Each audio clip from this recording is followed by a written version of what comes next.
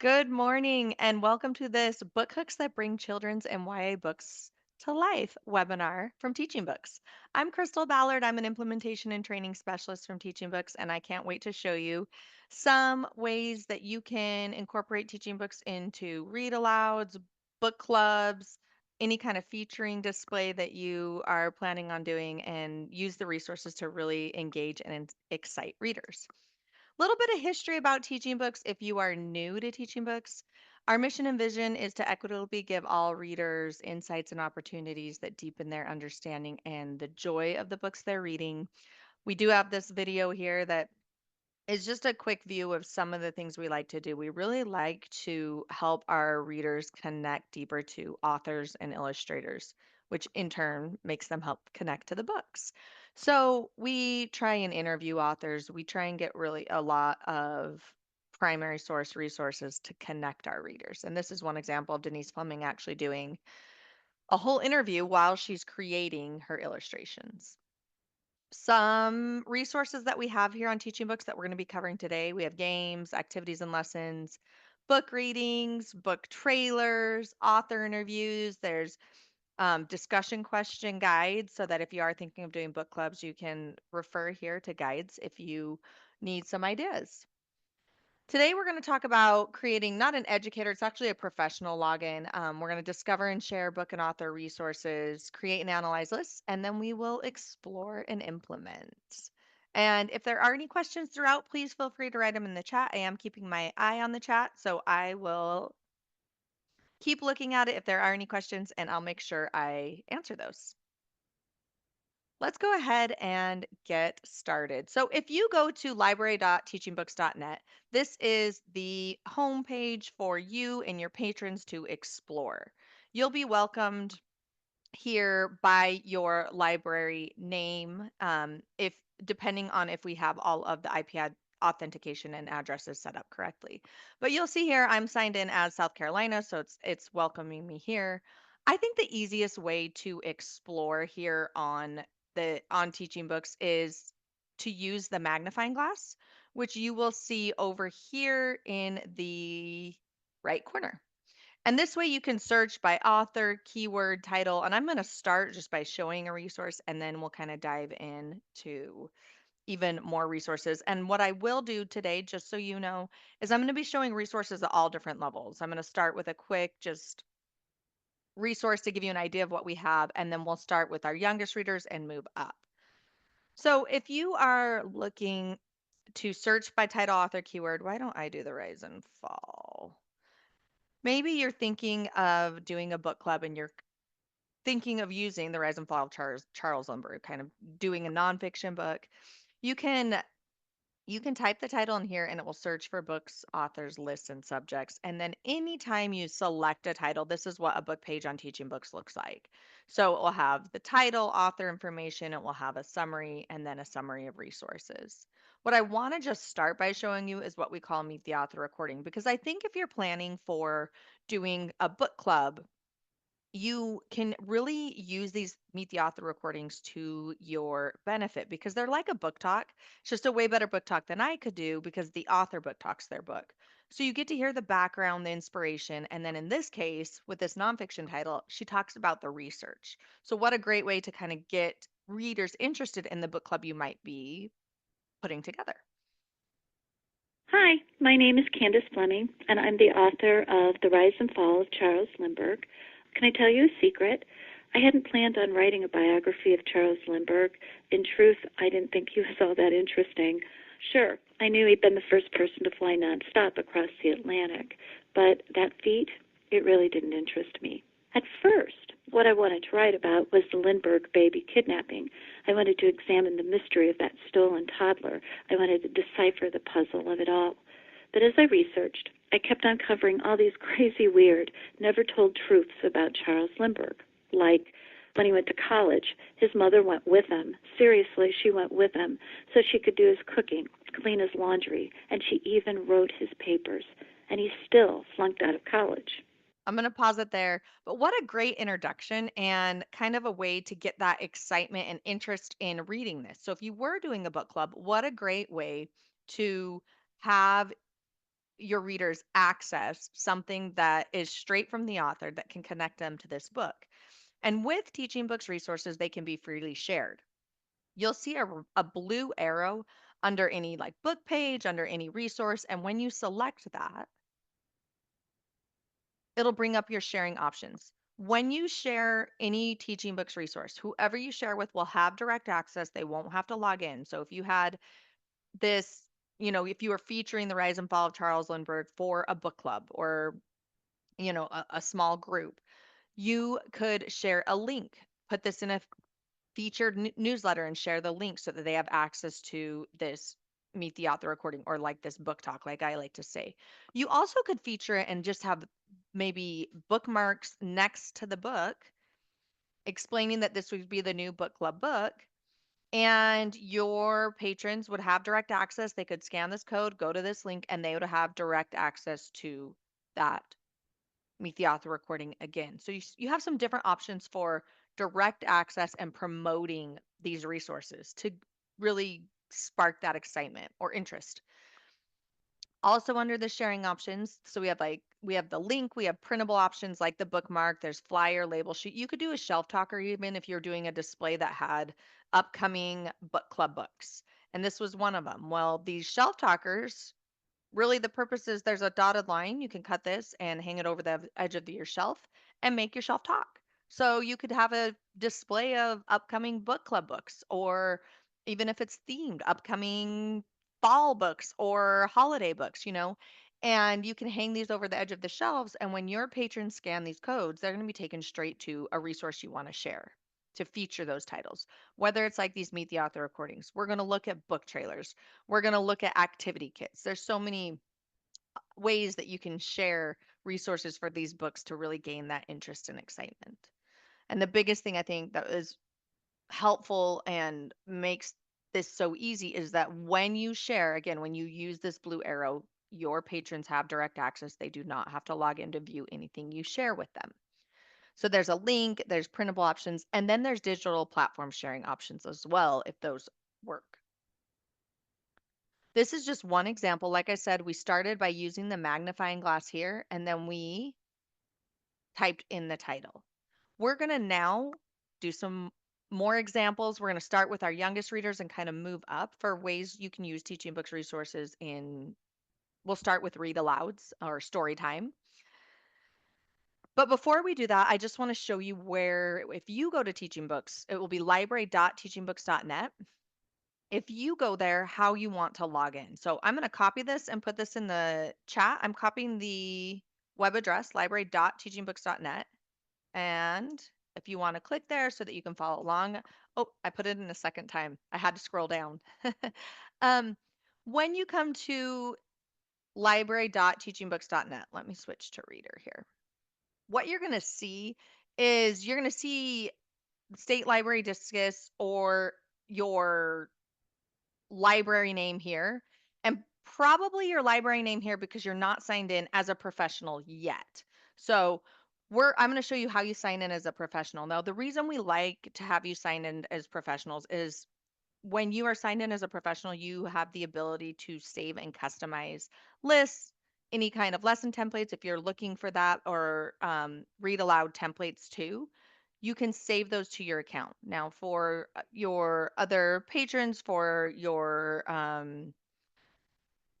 even like younger readers, even some of the older readers, we do not have accounts for them because we don't collect any of that information. We only have accounts for professionals. So if you select the three-line toggle menu here, you're going to see there's a professional login option. And when you select that, one thing you can do is type in your work email. You will see that there are some single sign-on options as well. And when you will also have the ability to sign in if we don't have it yet and you would like it, we can upload batch library card information so that you can sign in with your library card too. But when you select sign in, it remembers me. If it doesn't remember you, you will go to a quick registration page where you'll create a password. And then what you're going to notice is now instead of welcome and maybe my library name, it says welcome and my name up here in the upper left corner. That means I'm signed as a professional. And now, if I want to create a custom reading list or create some kind of follow up lesson template for a story time, I have the ability to do that. Now, let's start some more exploration. And what I'm actually going to do again is start with this magnifying glass. And I'm going to start with our youngest readers. We have recently added a whole new early childhood section to the Teaching Books site. If you type in early childhood in the search bar, you'll see there's just early childhood standards collection, children's book collection. We want just early childhood. This goes straight to the page. And this is what the early childhood page looks like. It has collections of pre-K2 titles. Remember, this is for our youngest readers. So the early literacy, beginning and early readers, and then concept books. One thing I do appreciate is that there's also a concept book accordion that has books tagged by concept. And there's 5: alphabet, color, number, season, shape. When you're thinking of supporting your patrons, if you have parents or caregivers that are coming and asking for books that can help teach shape or numbers, because that's what they're working on in school, you could come to any of these collections. Let's go to number and see what titles you have and create a list for them to work from. So again, we have the full collections, concept books, and then below that we have phonics and phonological awareness. And this is a phonics and phonological awareness collection. And these titles have all been tagged by repeated sound, which includes long vowels, short vowels, blends, digraphs, rhyming, and alliteration. So, again, this is very helpful when you're thinking of either homeschool or parents and caregivers that are really trying to support their youngest children in reading. And they know they're coming to you and saying that I know they're working on long and short vowels. Do you have anything that can help? Well, maybe you go to long A, maybe they're working on long A, and you look at this collection and see what's available. What you could do is recommend a couple of these books for them to read. And what they would be practicing is reinforcing and listening for that long A sound throughout the book. And that's what these will have. So Saturday, that long A sound that says A will be repeated throughout the book. Now, another thing on this early childhood page is that we do have printables. Now, printables go along with the sounds and rhyming and alliteration too. So we just clicked along a collection of titles. But if I click the long A printables, what that also does is gives a follow up. And again, I think this is very helpful for those parents and caregivers that are trying to really support their littlest ones in reading and also homeschool support, because what these printables will bring up are 4 different printables that can be used to support and reinforce the manipulation of that long A sound. So these can all be downloaded and printed. Now, these are only printable because when we're thinking about our youngest readers, we still want them practicing those fine motor skills. So they were only printable, not, there's no option to fill those out digitally. And if you ever want to find those on a specific book page, if I go back up to this long A collection where I see a collection of titles that have that long A sound repeated, if I click into Saturday, remember, this is what a book page on Teaching Books looks like. But if I scroll down to the accordion menus, any of those printable options will be under book guides, activities, and lessons. So there's my printable page. I know if I click here, it's going to bring me back to the early childhood page where then I know that I need to look at the long A printables. So if I click this, you'll see I'm taken straight to those printables where I can go and download them. Instructional routines is brand new within about the last week. And this really is, again, for when we're thinking about teaching our youngest readers, one thing we do not only is the decodable text and working with decodable text, but also manipulating sounds just orally. And that's what these routines are. So we we have beginning sound isolation, medial, ending.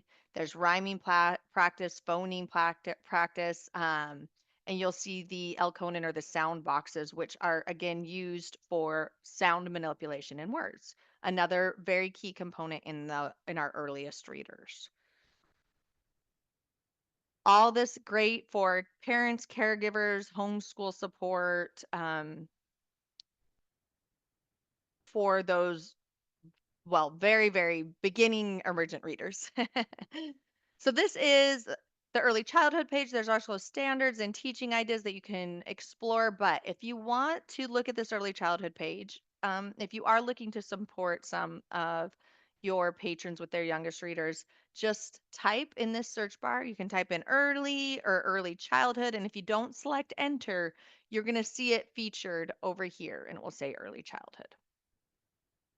So that's for our youngest readers. Let's go up a little bit. Let's do middle grade. And I'm gonna do a series because we do have series pages on teaching books too. Let's do Percy Jackson. And what you'll see is it will look for the Percy Jackson books, it will look for authors, it will look for lists and series, and it will look for subjects. So I'm gonna do Percy Jackson and the Olympian series here. And you're going to see the 11 books in order. You can see what I like over here is you can filter on any list, on any series. You can see what resources are available over here. But I'm going to click into the Lightning Thief. This is going to look very similar to any of the other book pages we have looked at where we have title. What you will notice on these pages, though, is it will have author information. It will tell you if it's part of a series. And then it will also say if there's related editions. And this means like, is there a Spanish version? Is there a graphic version and or any other kind of language that will show up here? So if you are trying to meet some different needs of readers who like Percy Jackson, maybe you want to try having them do a graphic, you could do that too. Great way for a book recommendation for your patrons there. As we scroll down, you're going to see the summary of resources again. Remember the Meet the Author recording. These are the featured resources. Those Meet the Author recordings are like those book talks where the author's kind of introducing the title, talking about the background and inspiration. We have an audio excerpt that's featured, and then we have a name pronunciation. And I'm going to play this because, first of all, I was saying Rick's last name wrong for a very long time. Let me play this really quick. Hi, my name is Rick Riordan. Long I, like in rye bread. I don't know if y'all were saying his name right, but I was not. And now I will never forget because it's long I like rye bread. But we have a lot of these name pronunciations, both for authors and illustrators. So when you're thinking about either featured displays, where you're featuring authors or featuring some in their books, you could have the author introduce themselves with these name pronunciations. They're really quick. But even if you are thinking about doing a book club, you could use both. Let's go back the meet the author recording for the book as well as that name pronunciation. So you're really connecting your readers deeper to these books. And again, any of these can be shared. So you could find different ways you want to share. If we go to that name pronunciation and we want to share it, maybe we just are featuring Rick Riordan. He's a featured author for the week. So at the checkout desk, we have bookmarks, or maybe we have, his books on display, and then we have shelf talkers with him introducing himself around those. And one thing to note when we're talking about your patrons is depending on your audience, we have the option for Google Translate up here. So if in your library you have an Arabic population, this can translate to Arabic. But when he speaks, Hi, my name is Rick Riordan. Long I, like in rye bread. it will Hi, follow my name along. Oops, sorry. It will follow along in English. Now, same thing. Let me go back to show original because you also have the ability to do this when you do your printable options if you want to share. So if you were sharing this name pronunciation, you use the blue arrow and you do want bookmarks at the checkout desk. You can open the bookmark, but you have the option to translate the bookmark too. So if you wanted this in the native language of a group of your patrons, you can maybe I'll do Arabic again. It does translate it, but you'll see the QR code and the link will take them to the same spot. So Google Translate is available on the pages here in the upper right corner, or if you're in the printables, it's going to be on the left corner. Let's go back to Percy Jackson and the Lightning Thief. If we scroll down, remember we have our featured resources. If we scroll down, one place we haven't visited yet is book guides, activities, and lessons. This one has 20, it has a lot. These ones highlighted in blue are lesson templates. So when you're thinking of maybe supporting, again, homeschooling, you could send, them here because these, if we open up any of these, let me open up Story Map. This is for fiction titles. You'll see there's different levels. So if they are looking for some ways to maybe assess comprehension of what's being read, they could use these. And so let me show you the difference. So these would work for our youngest readers and then go up through middle and maybe even high school depending on the level of the readers. But if you have some parents, caregivers, homeschool support, people that want to create these lessons, they can go to create. Oh, whoops. Actually, let me show you the samples first so you can see the difference. These are going to say sample. Level 1 looks like this. Very simple, beginning, middle, end. But these questions on the last page can be customized. You can change those when you go into the creation section. So that's a level 1. This page is set, but then the second page you can customize. Let's do a level 4 because I want to show you the difference and why I'm saying this could work for, like our older readers. They are having to remember and write down a lot more on here. So you'll see many more boxes. But again, on that second page, you can customize those questions. So depending on what was being worked on, especially when we're thinking of homeschool support, is characterization being worked on? Is problem solution? You could change these questions to really support what you're trying to teach maybe that week or that month. And then if we go into create, let's create a level 2, you'll see you can change the title. And then here's those 2 questions you can change. So I'm going to say test 1 and test 2, just so you can see what that looks like. And you'll see just a brief snapshot of what the actual template looks like. And then I can save it. And again, I see this being really helpful when you're supporting, parents, caregivers, homeschool support people. Um, they have access to all of this. If we view this, there's that first page. Remember, this was a level 2. And then here's the 2 questions on this second page that I changed. So just an idea when we're talking about our patrons supporting homeschool, supporting parents, caregivers, they have the ability to create those. Let's go back to, oh, whoops, I meant to just go to the lightning thief. Another thing under book guides, activities, and lessons, this is where you're going to find discussion ideas. So if you're thinking of, book groups or book clubs. And another thing that we do have a small collection of are digital escape rooms. So this could be a really fun activity that you do, for featured titles. You can have, a group of patrons do these. You can share them. So when I say that, this one has a series digital escape room. When they access the link you share with them, they're taken straight to a form to start filling out the escape room. These are generally very popular. We're with our middle school students, especially, or, middle school aged. So if we want to share these, you can select the share option and you have your same options for sharing. So even if you were featuring, if you just wanted featured as fun activities, some digital escape rooms, you could print some bookmarks and have those at the checkout desk.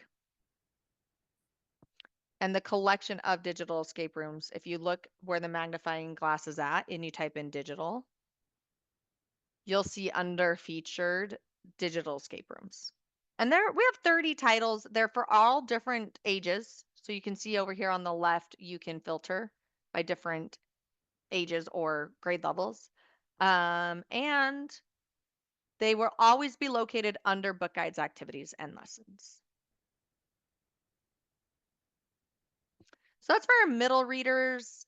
Again, for these digital escape rooms, if you're looking for a fun activity, even if you want to do it together, you can always decide what book you want to do that with. If you're doing story time with something like The Very Hungry Caterpillar, then you could use the digital escape room there.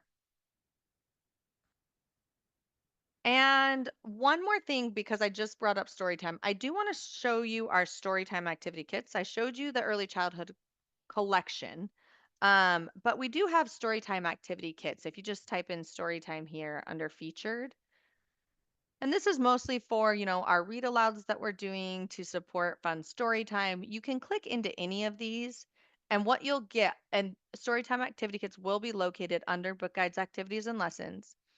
I'm just scrolling down so you can see. This is a very large collection. Let me select Eyes That Kiss in Corners, and what you'll see, it knows that I want Storytime activity kits, but I'm just going to show you where they're located.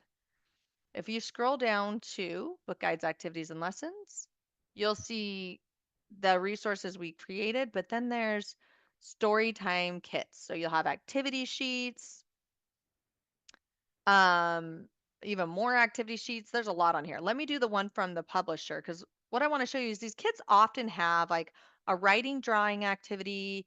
They'll have sometimes they even have a game. So you can see with this kit, there is this color option. This is kind of writing drawing, a matching game, and then family tree. This is a great kit. You have access to this. You can print one page of it. You could print all 4 pages, depending on what you want to do if you were doing a story time with Eyes That Kiss in Corners. So if you are doing story times and you're looking for, extension ideas for after the story time, come here, search your title, and see what we have available because these activity kits are ready to go. They're ready for you to use, and they're great activities to do after you do your read aloud, or maybe some of it even before. So that was Storytime activity kits. Remember, all I did was type in the search bar Storytime, and that showed up under featured.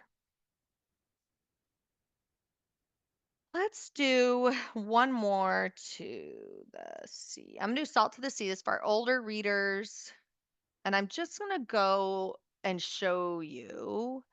One thing I haven't showed you is that we do have audio excerpts here and video book trailers. These are both great ways to spark interest. So if you were doing a book club, and you were using Salt to the Sea, you could feature this book trailer.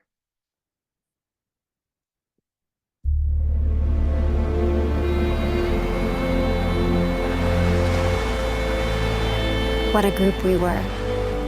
All of us hunted and haunted by tragedy.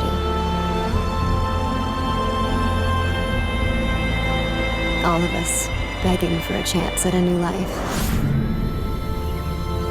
I'm going to pause it there, but you have the ability to share these too. So when we're really talking about sparking that engagement, whether you're doing like a theme display or you're talking about getting some interest in a book club, this can be shared too. You could have bookmarks, you could have those shelf talkers, you have so many options for that here. Your link also. And then if we go back, if we are thinking of doing a book club with Salt to the Sea, if you scroll down under book guides, activities, and lessons, you're going to see discussion questions. And there's a couple different ones here. And you could pick any of these if you want some support in creating questions to go along with your book club too. So any of those discussion ideas or questions you're going to find under book guides, activities, and lessons.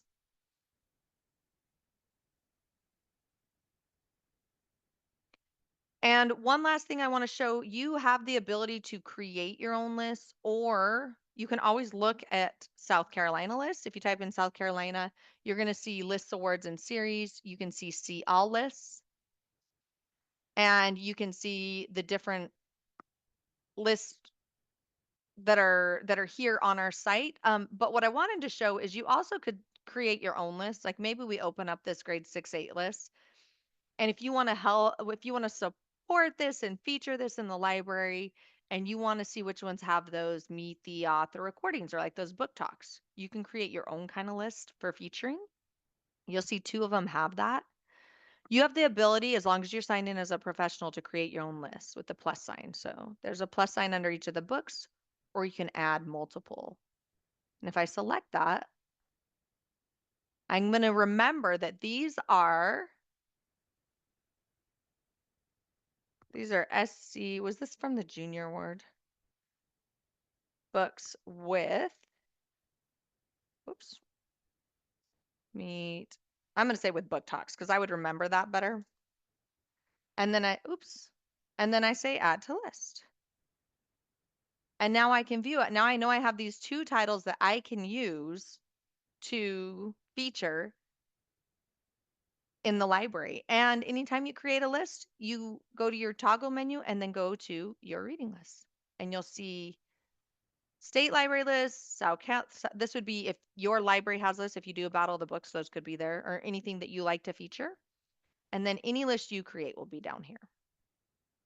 But I would say this is really good too for recommended reading lists as well.